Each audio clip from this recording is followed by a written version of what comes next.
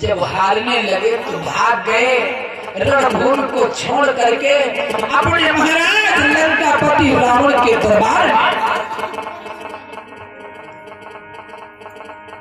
बोले कई दिवस विजयी रहा तो कपिदल सभी प्रकार, अरे तब असुरों से असुरपति बोलायूं ललकार।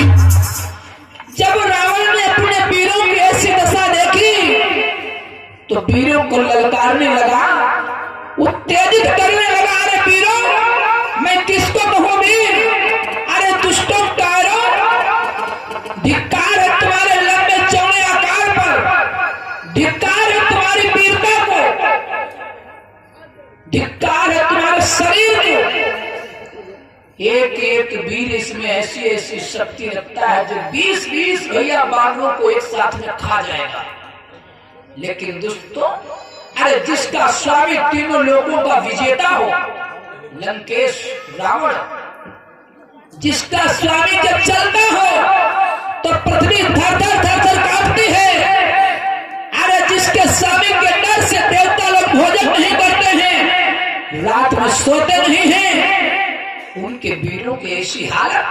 अरे जिसका स्वामी कैलाश को उठाने वाला हो, उसके वीरों की ऐसी हालत, रणभूमि से भाग जाए।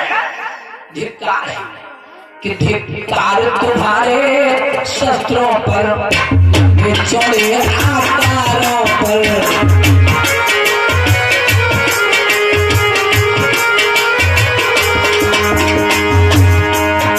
जो 10-10, 20-20 बादल तब जाए काम हजारों पर।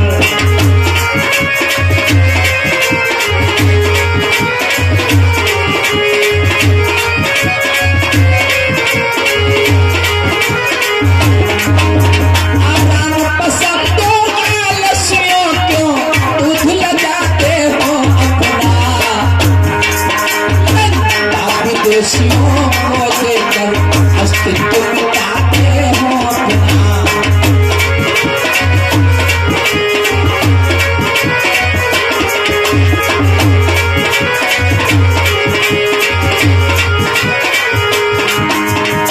अरे दुष्टों मारो, लंका नगरी दुश्मनों को दे दो, वो राज्य करे, मर जाओ मिट जाओ। धिक्कार है तुम लोगों को। ललकारने लगा। ललकार भैया बहनों रावण की काम कर जाती है। रावण का जो सबसे बड़ा वाला बेटा है मेघनाथ, मेघ के समान भैया गरजने वाला, ब्रह्मा जी का वरदानी है, इंद्रजीत है, सेना का संचालक है, मायावी है, वीर है। रावण के बाद इसी की पदवी है राजा बनने की। लंका में सचमुच बड़ी शक्ति उस मेघनाथ ढाकी थी।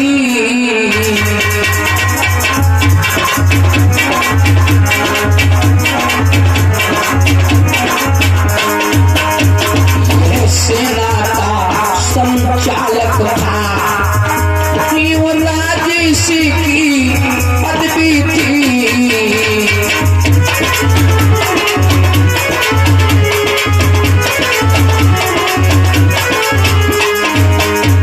जीता था इसने इंद्रलोक, यह इंद्रजीत कहलाता था। सब बेटों से प्यारा बेटा, अरे रावण का समझा जाता था।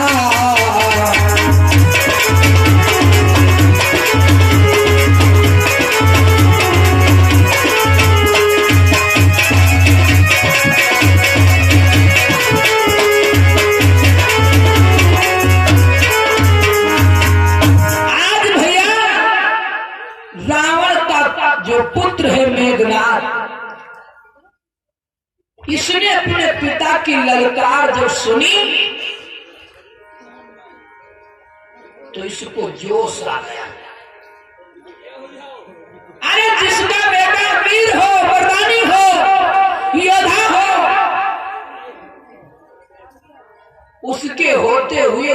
पिता की आंखों में आंसू, उसके पिता का हृदय दुखी हो जाए? धिक्कार है ऐसे पुत्र को।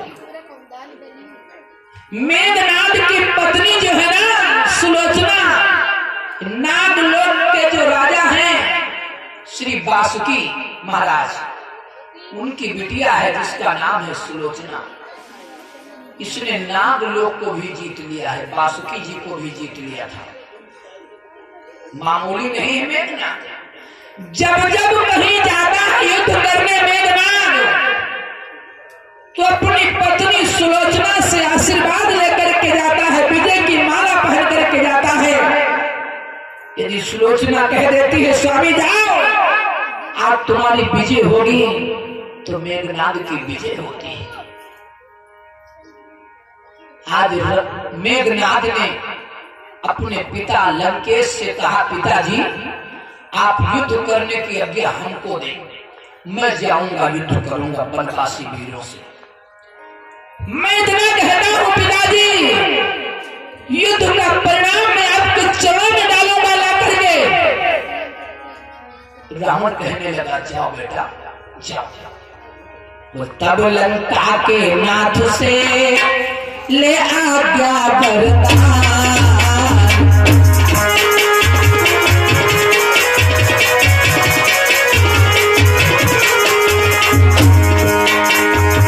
चला समर के वास्ते मेघनाद बलवान।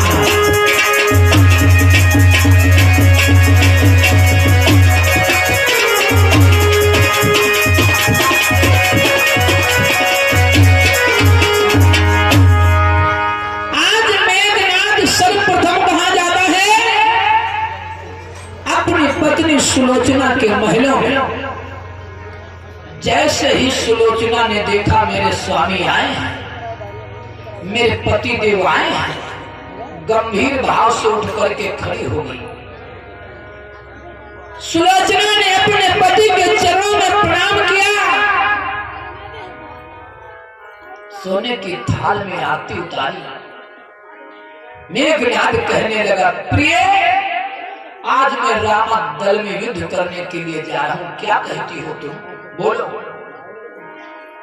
सुलोचना ने अपने पति के मस्तक पे तिलक लगाया और फूलों की माला पहनाई और बोली, स्वामी जाओ, मेरा सतबल कहता है यदि मैंने अपने तन मन धन से सच्चे हृदय से आपके चरणों की पूजा की है, आपको ईश्वर माना है, और स्वामी हमने सपने में भी दूसरे पुरुष का दीदार नहीं किया है, दर्शन नहीं किया है, तो जाओ, मेरा सतबल कहता है कि तुम्हारी आज विजय हो। जाओ। जिस समय नारी ने विदा किया पति को जयमाल लिपना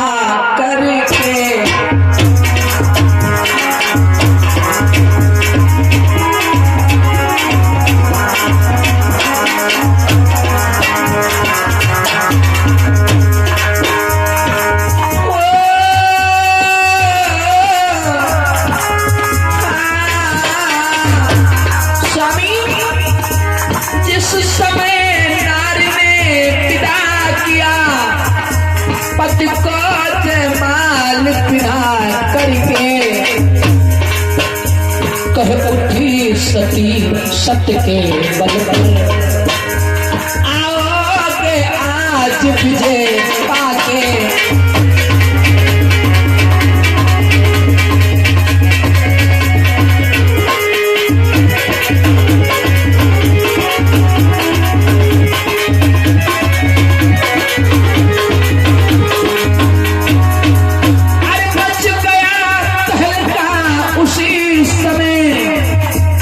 उन शब्दों से सुरमा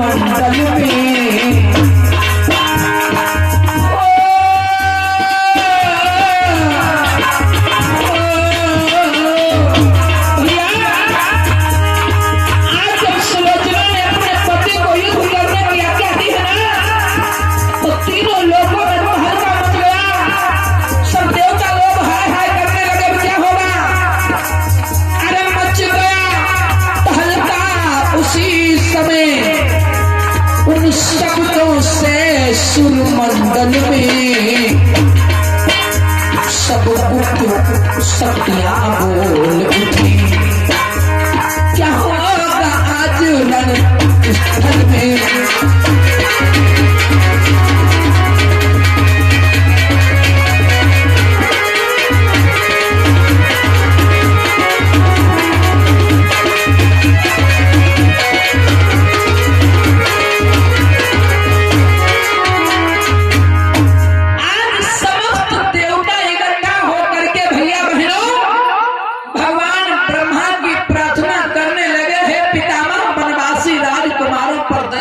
रखिएगा, क्योंकि एक सती नारी का सतबल लेकर के घरनाथ युद्ध करने के लिए जा रहा है।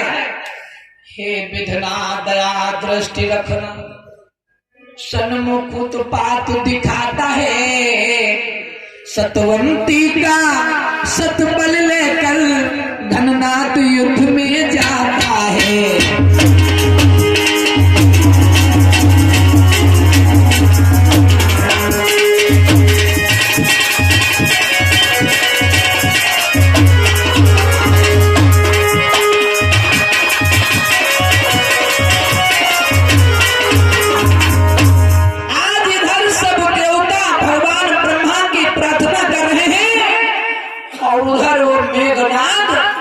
रणभूमि में पहुंच गया।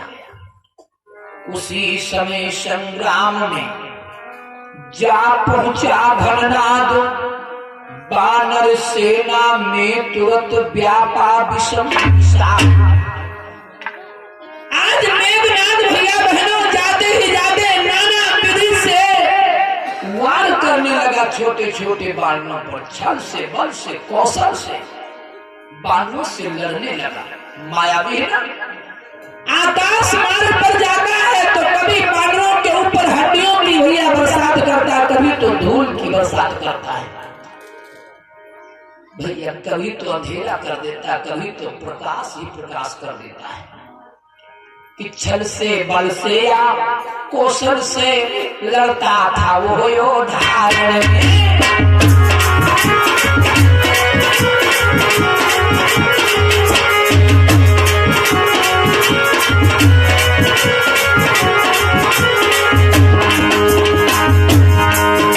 छल से बल से या कौशल से लड़ता था वो योद्धा में। छुप जाता कभी प्रकट होता, करता कभी विसारण में।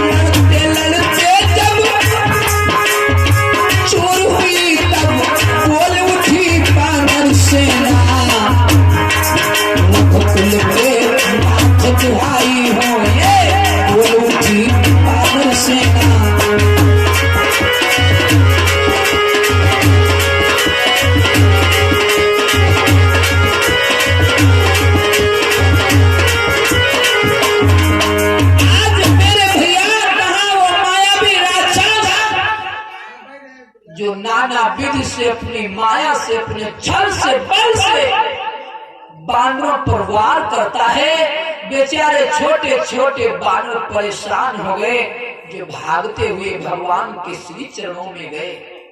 दुहाई है नाथ, दुहाई है, रक्षा करो प्रभु, रक्षा करो। अपने बानरों की इस प्रकार से दयनीय दशा और दुखी बानरों को जब भैया लक्ष्मण जी ने देखा तो धनुष बाण उठा लिए, प्रभु के चरणों में प्रणाम करते, भैया आप हमको युद्ध करने की आज्ञा दे, मैं जाऊंगा उस राक्षस राज से युद्ध करूंगा। देखा जब रणभूमि में बानर है लाचार,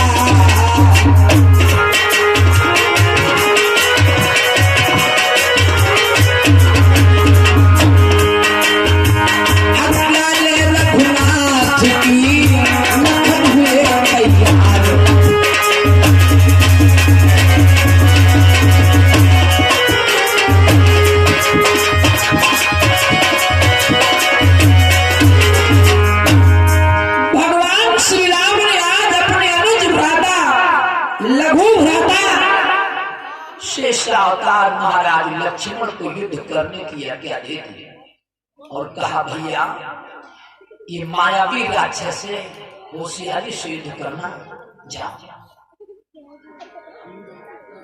धनुष बाण लेकर के जटाजूट बांध करके शेषावतार महाराज लक्ष्मण जी रणभूमि में आ गए।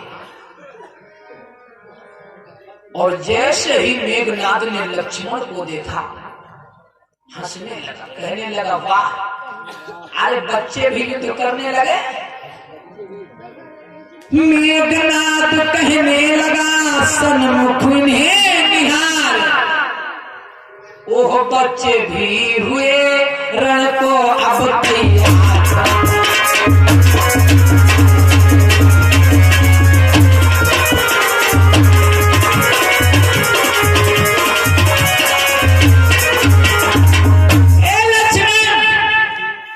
ये बच्चों के खेलने का मैदान नहीं जो तुम्हारे हो, ये मिठाई की दुकान यहाँ नहीं है जो तुम्हारे हो खाने के लिए, ये रणभूमि है। रणभूमि जानते हो, यहाँ पर जो भी प्रश्न उत्तर हो रहा हमारा तुम्हारे सब तीरों से हो रहा, सब बालों से हो रहा। अरे लक्ष्मण, मैं जानता हूँ तुमको अभिमान है क्योंकि तुमने हमारी बुआ शूर्पणखा के नाक कान काट लिए थे। उस शूर्पणखा के नाक कान नहीं है लक्ष्मण, तो यहाँ गए हो। अरे मैं जानता हूँ लक्ष्मण, तुमको अभिमान है कि तुम्हारे भाई राम ने बाली को आग से मार दिया। ये बाली नहीं है। मैं जानता हूँ लक्ष्मण, तुमको अभिमान है कि तुम्हारे भाई राम ने मेरे चाचा खरदूषण को मार दिया। अभिमान है। अरे मैं जानता हूँ लक्ष्मण, तुम्हारे बाप महाराज दशरथ ने निर्दोष बालक श्रवण कुमार को मार दिया। वो तुमको अभिमान है ना? भाग जाओ।